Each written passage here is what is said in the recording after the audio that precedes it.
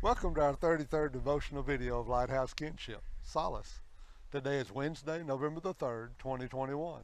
Monica and I are here at Ramp Covered Bridge over the Conadogwinet Creek in Hopewell, Pennsylvania.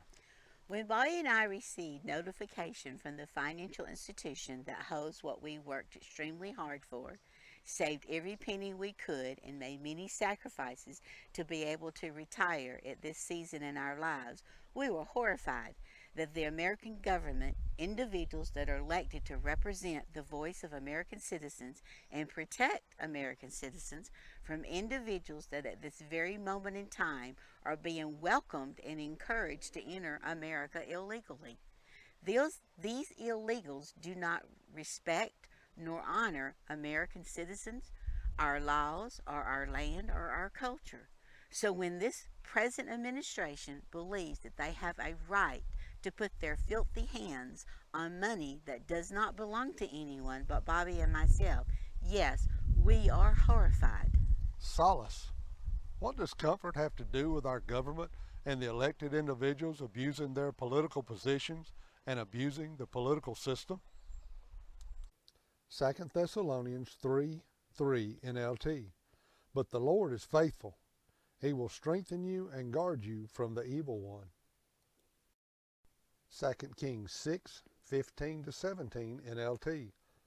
When the servant of the man of God got up early the next morning and went outside, there were troops, horses, and chariots everywhere. "Oh, sir, what will we do now?" the young man cried to Elisha.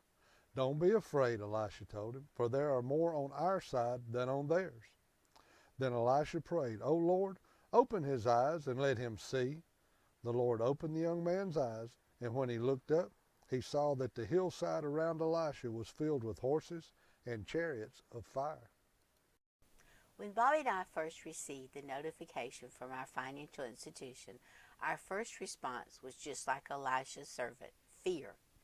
In order for us to fully comprehend the situation, first we needed God to open our eyes to the truth, just as Elisha prayed for God to open his servant's eyes. 2 Timothy 1:7 NLT. For God has not given us a spirit of fear and timidity, but of power, love, and self-discipline. 1 John 4:4-6 NLT. But you belong to God, my dear children. You have already won a victory over those people because the Spirit who lives in you is greater than the Spirit who lives in the world.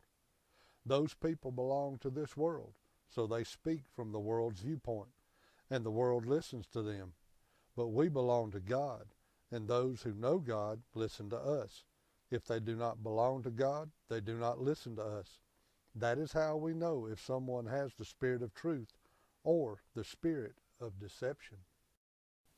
Second, we specifically needed to know the underlying issues of why the present administration sitting in the Oval Office was wanting access to the personal financial accounts of hardworking citizens of America. When Christ becomes your personal Lord and Savior, God's divine word is the complete, infallible GPS you need. Bobby and I have the GPS that is designed especially for RVs. Unfortunately, at times we have been directed down roads that we needed to avoid, so our GPS is not always sending us down the correct path. God's word is infallible. We can trust and follow God's GPS completely. 1 Kings chapter 21 gives the underlying issues to this present administration. 1 Kings 21, 1-4, 7-10. Now there was a man named Naboth from Jezreel who owned a vineyard in Jezreel beside the palace of King Ahab of Samaria. One day Ahab said to Naboth, "Since your vineyard is so convenient to my palace, I would like to buy it to use as a vegetable garden. I will give you a better vineyard in exchange, or if you prefer, I'll pay you for it." But Naboth replied, "The Lord forbid that I should give you the inheritance that was passed down by my ancestors." So Ahab went home angry and sullen because of Naboth's answer. The king went to bed with his face to the wall and refused to eat. "Are you the king of Israel or not?" Jezebel demanded. "Get up and eat something, and don't worry about it. I'll get you Naboth's vineyard. So she wrote letters in Ahab's name, sealed them with his seal, and sent them to the elders and other leaders of the town where Naboth lived. In her letters she commanded, call the citizens together for a time of fasting, and give Naboth a place of honor. And then seat 2 scoundrels across from him who will accuse him of cursing God and the king. Then take him out and stone him to death. After Bobby and I were notified by our financial institution, we sent emails to our representatives. We received a reply from one of the representatives, and in this email, the truth was revealed about why the present administration wants access to hardworking Americans' bank accounts. After this email, it was reported from one of the still reliable news sources the truth about why Americans are being invaded by illegal individuals coming into America and why this present administration wants Americans' bank information. 1 Kings chapter 21. Jezebel wrongly assumes that a king in America, a president, has the political authority to use the office to which is an elected position in America for personal gain. Next, Jezebel needed other leaders to join her in her abuse of her position for the plotting, scheming, and in the end, murdering to confiscate Naboth's personal property. Ahab has now moved outside the laws of Israel and has embraced foreign ideas. What is happening in America? Has the present administration done as Ahab and moving from the Constitution to foreign policy? What has happened to the Constitution that America was built on? Now the question of how do we, American citizens, find solace, God's divine word? 1 Kings chapter 21. Did Ahab and Jezebel escape punishment for their selfish, cunning, scheming, and finally murdering actions? Romans 12:19 NLT. Dear friends, never take revenge. Leave that to the righteous anger of God. For the scriptures say, I will take revenge. I will pay them back, says the Lord.